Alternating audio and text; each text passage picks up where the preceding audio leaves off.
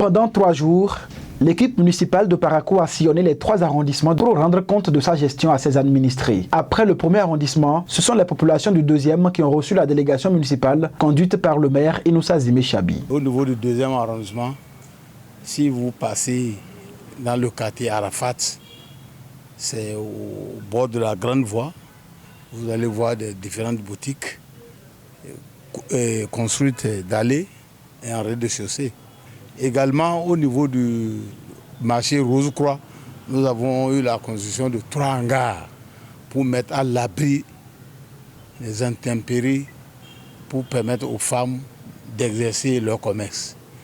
Et au niveau, par exemple, de l'abattoir, la construction d'un abattoir modèle. Aujourd'hui, au niveau du deuxième arrondissement, et dans le secteur des infrastructures marchandes, vraiment, il y a des équipements haut de gamme. Le 3e arrondissement de Parakou n'est pas resté en marge des progrès réalisés par l'exécutif communal. Nous sommes l'arrondissement qui bénéficie de la réalisation du marché international de Guéma.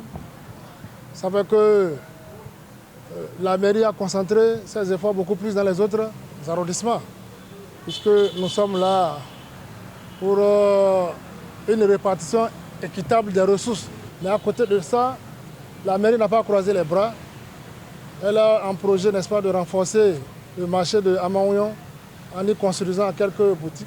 Au cœur de cette séance de reddition de comptes, les réalisations liées aux infrastructures marchandes. À l'épilogue, le maire de la commune de Parakou a dressé un bilan satisfaisant. Je n'ai même pas vu le temps passer parce qu'avec l'accueil que j'ai reçu ou que l'équipe municipale a reçu, que ce soit au 1er arrondissement le jour du démarrage, hier au 2e et aujourd'hui au 3e, nous nous rendons compte que effectivement la décentralisation est en marche et que les populations comprennent maintenant ce que c'est que la participation, ce que c'est que la gestion participative aussi. Elles ont répondu présent à notre appel et les choses se sont déroulées très bien. Et le thème que nous avons choisi, sinon que la société civile a choisi pour être déroulé, on a constaté que le thème est vraiment accrocheur.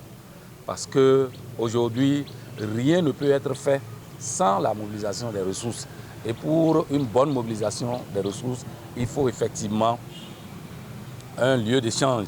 Il faut nécessairement des infrastructures marchandes.